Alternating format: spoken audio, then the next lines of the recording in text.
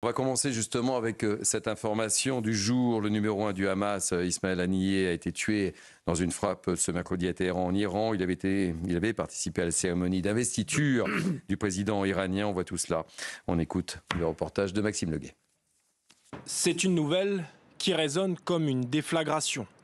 Dans la nuit de mardi à mercredi, le chef politique du Hamas, Ismaël Haniyeh, aurait été tué par une frappe israélienne en plein Téhéran. C'est ce qu'affirme le mouvement islamiste palestinien dans un communiqué.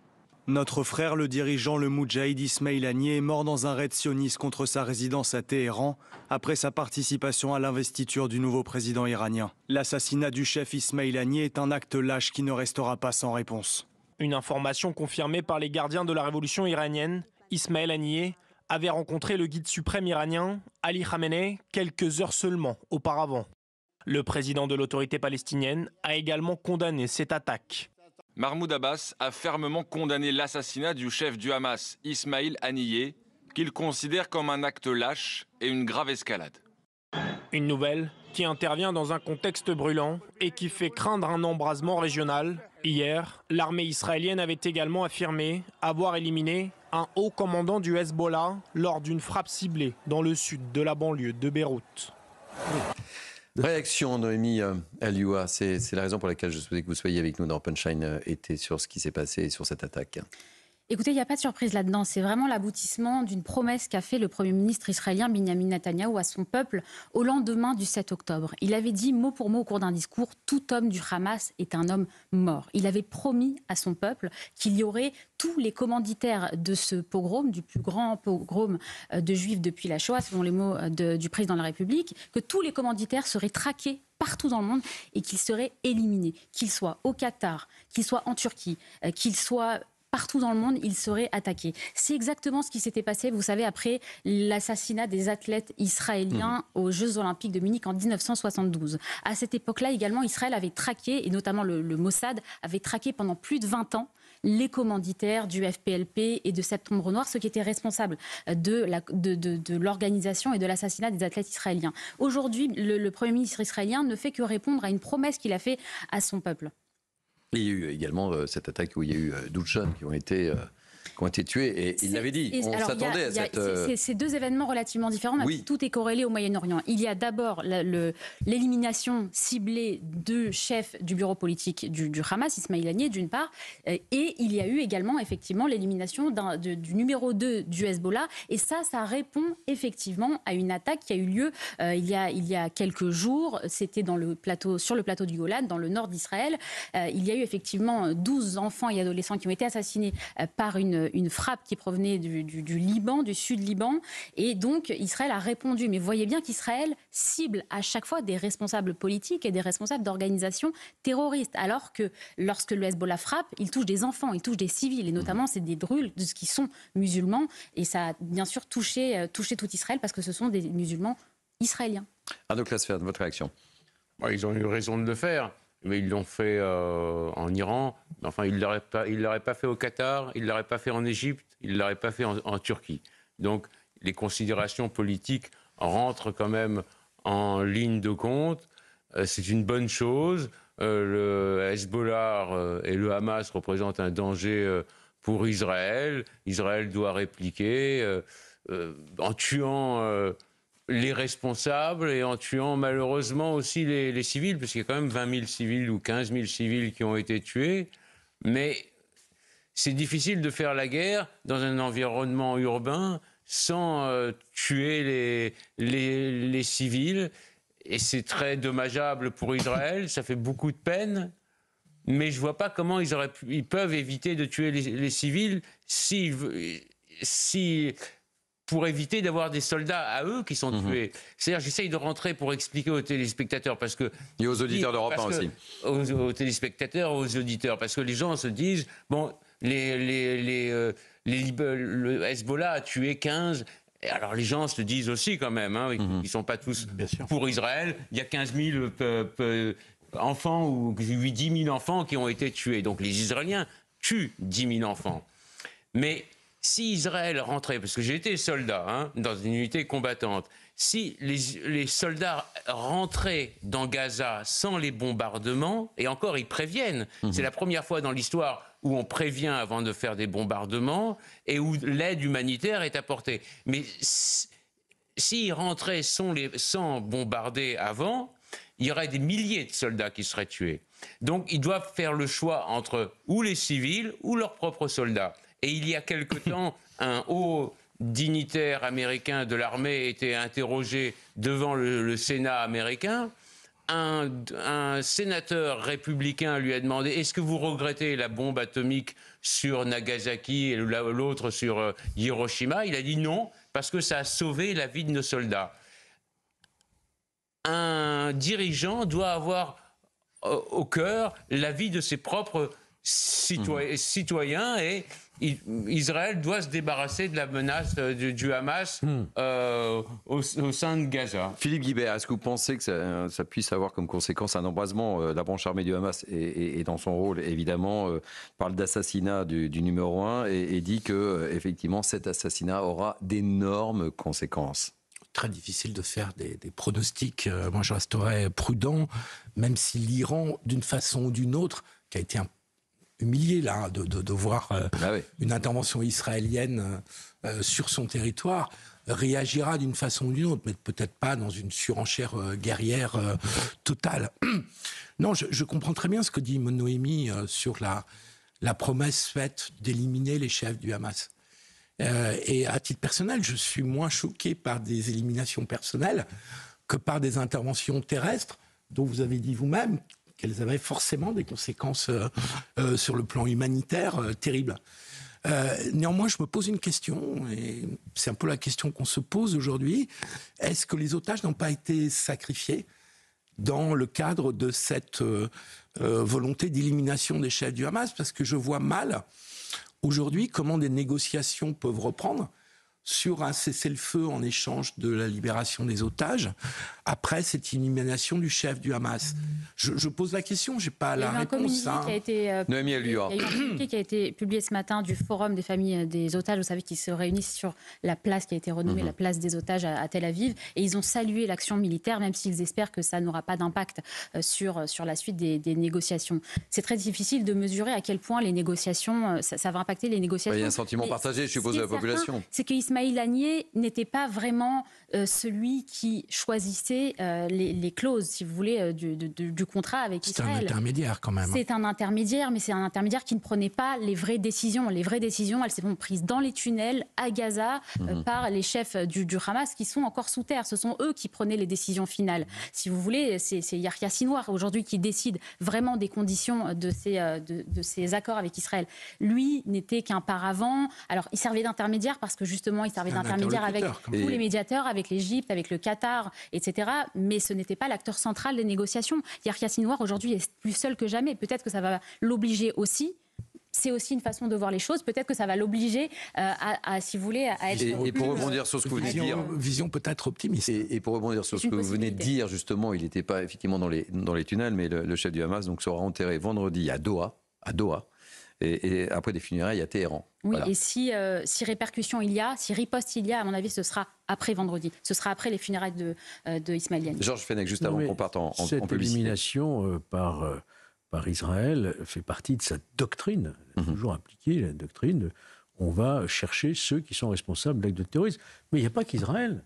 Qu'ont fait les Américains quand ils sont allés chercher Ben Laden quand ils ont éliminé al-Baghdadi, je le disais, de l'État islamique, quand nous-mêmes avons éliminé al-Dradoued, qui était le chef de l'AQMI, Al-Qaïda au Maghreb islamique, et tous ceux qui ont été abattus sur site avec, je dirais, la bénédiction des autorités françaises. Nous étions sous François Hollande. D'ailleurs, le procès de 2015 sur les attentats de Paris, ils n'étaient pas là. Ils n'étaient pas là tout simplement parce qu'ils avaient été tués sur place.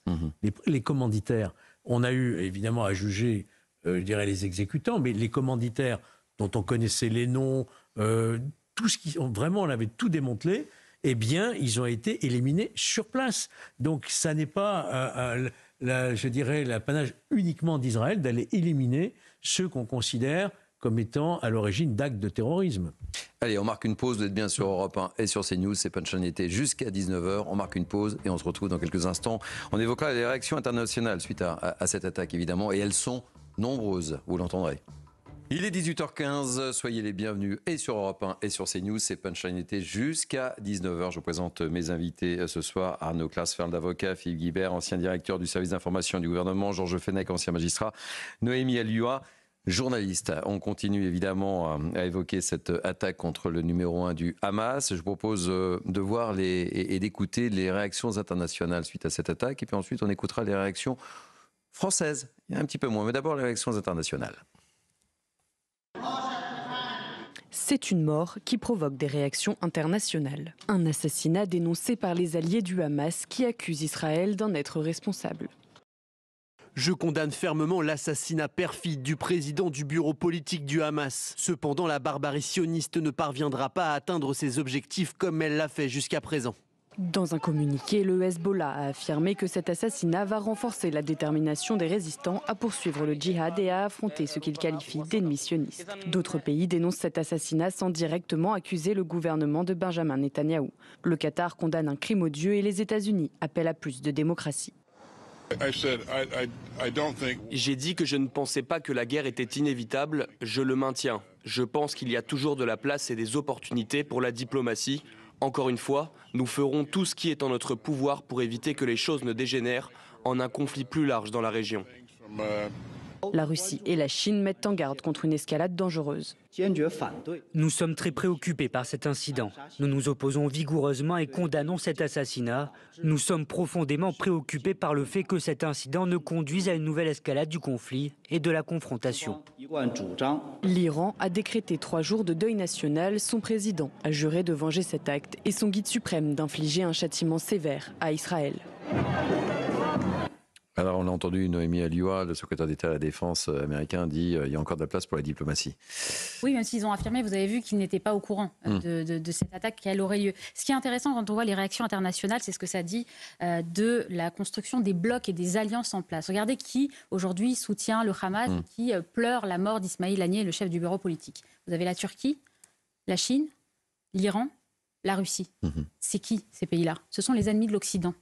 Donc on voit bien aussi, si vous voulez, que le bloc aujourd'hui, qu'on peut considérer comme étant le bloc qui cherche à créer une alternative à l'Occident, c'est le bloc aussi qui soutient et qui pleure Ismail Haniyeh. Donc ça dit quelque chose aussi des alliances et à quel point finalement Israël, d'une certaine façon, est véritablement un allié de l'Occident, y compris dans la façon dont ses ennemis, si vous voulez, le conçoient.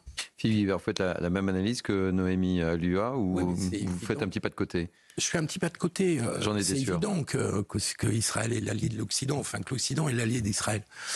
Et le soutien quand même depuis le 7 octobre, avec des appréciations divergentes sur les modalités de la réplique militaire israélienne. Néanmoins, je m'interroge sur la stratégie d'Israël et de son gouvernement. Est-ce qu'il y a encore une possibilité, du point de vue du gouvernement israélien, d'avoir des discussions un jour ? Je me pose cette question. Et en fait, on a tendance à opposer les deux. Je vous laisse terminer. Je termine juste. Parce que quand même, je ne vois pas de signe du côté du gouvernement israélien d'une volonté d'ouvrir une discussion. J'ai l'impression que ce gouvernement, je vais au bout de ce que je pense, j'ai l'impression que ce gouvernement est dans une logique politique assez précaire et que sa seule solution politique est de poursuivre les hostilités le plus longtemps possible. Parce que le jour où les hostilités s'arrêtent, eh ben, le gouvernement peut-être qu'il tombe. Et que notamment Netanyahou est tenu par des ministres assez extrémistes au sein de sa coalition, qui fait que si Israël était dans une autre posture, Netanyahou ne pourrait pas tenir très longtemps. Et donc, encore une fois, c'est pas pour des questions de morale que j'ai la moindre larme qui coule pour le chef du Hamas. Je me dis, quelle est la stratégie d'Israël? Est-ce qu'à un moment donné, il y a une stratégie de négociation possible? Bon, d'abord, Noémie Alioua réponse et ensuite Georges Fenech et Arnaud Klasfeld. C'était encore une fois de répondre à une promesse qui a été faite au peuple israélien. Maintenant, je comprends la critique que vous faites, qui est une critique qu'on entend souvent, c'est-à-dire Binyamin Netanyahou continue la guerre parce qu'il veut rester au pouvoir. Je rappelle qu'Israël est une démocratie, qu'il y a des élections qui sont prévues dans 2 ans. Dans 2 ans, quoi qu'il arrive, le Premier ministre israélien Benjamin Netanyahou devra se représenter et nous verrons ce que décideront les Israéliens. Il y a une opposition qui est très forte, qui s'exprime. Vous voyez ces images le samedi soir des Israéliens qui sortent dans la rue pour demander au gouvernement d'organiser des nouvelles élections, pour demander au gouvernement de tout faire pour que les otages puissent être libérés, quoi qu'il en coûte, etc. Donc l'opposition est très virulente, elle s'exprime on la voit s'exprimer dans la rue. Mais il y a aussi des gens qu'on n'entend jamais et qui soutiennent ce gouvernement en place. Et qui fait que, vous savez, si Benjamin Netanyahou il est au pouvoir depuis si longtemps, c'est qu'il y a des gens qui votent en tout cas pour son parti et pour cette coalition. On ne les entend jamais dans les reportages. Et pourtant, je peux vous assurer qu'il y en a encore beaucoup qui sont derrière lui. Et notamment, il est redevenu populaire quelque temps, juste après son discours au Sénat américain, lorsqu'il a montré qu'il pouvait être reçu à la fois parce que le Likoud a beaucoup baissé par Kamala Harris, la successeuse de Joe Biden, et par Donald Trump. Il y a une opposition, il y a des soutiens. Nous verrons ce que décideront les Israéliens dans les urnes. Normalement, les élections auront lieu dans 2 ans. Peut-être que ce sera plus tôt. Parce que Noémie, juste un mot. Un mot rapide et je voudrais qu'on écoute Arnaud Glassford et Georges Fenech. Il n'y a plus de cabinet de guerre. C'est-à-dire que les membres de l'opposition, notamment centristes, qui étaient rentrés au cabinet de guerre après le 7 octobre pour faire bloc, pour dire là, le pays est menacé, on fait bloc, ils ont quitté le gouvernement. Oui, ils n'étaient pas d'accord avec la stratégie qui est menée par le Premier ministre. Arnaud Glassford. Il y a beaucoup de gens en Israël qui n'aiment pas Netanyahou, c'est vrai, mais il y a beaucoup de gens aussi qui l'aiment bien. Noémie a raison. Ça, c'est la première chose. Et la deuxième chose, c'est que 75% des Israéliens sont pour la poursuite de la guerre. Ça, c'est une évidence. Et même ceux qui ont des otages... Pas parce que ce sont des sanguinaires, mais parce qu'ils ont peur qu'un 7 octobre puisse de nouveau avoir lieu. Souvenez-vous, au moment du... Ils veulent se débarrasser du Hamas. Ils ne veulent pas avoir le Hamas au sud, à 300 mètres vous ne voulez pas avoir le massacreur à la tronçonneuse juste derrière vous. Donc ils ne veulent pas que ça recommence. Donc même ceux qui détestent Netanyahou sont pour la poursuite de la guerre. Je parle sur votre gouvernement, on lui a reproché au Premier ministre israélien cette attaque du 7 octobre. On avait dit à l'époque... oui, il y avait des sondages d'opinion qui montraient que les Israéliens voulaient des élections et qui voulaient le destituer juste après la guerre. Vous avez tout à fait raison. Et on l'avait reproché parce qu'on avait dit qu'il était au courant. Il y a eu cette information. Vous savez, en Israël, tous les jours, il y a des risques et tous les jours, mais qu'on n'avait pas prêté. Au sérieux parce que moi, j'ai été pendant 3 ans reporter sur place et je peux vous assurer que moi-même, je n'aurais pas imaginé que cela puisse être possible.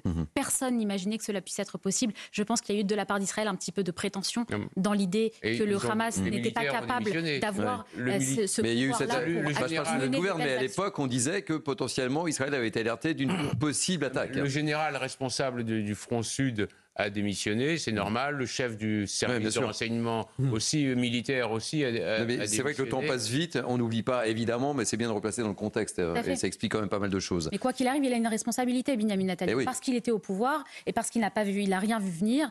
Quoi qu'il arrive, évidemment, qui porte sur ses épaules une partie de la responsabilité de ce qui s'est passé le 7 octobre. Il ne pourra pas rester après la fin de la guerre. C'était le sens de comme Golda Meir. Exactement, et c'était le sens de mon intervention. Et Dayan, qui avait fait beaucoup pour Israël. On est d'accord. Donc il ne pourra pas rester. Même s'il veut rester, il ne pourra pas rester. Il y aura des commissions d'enquête. Georges Fenech.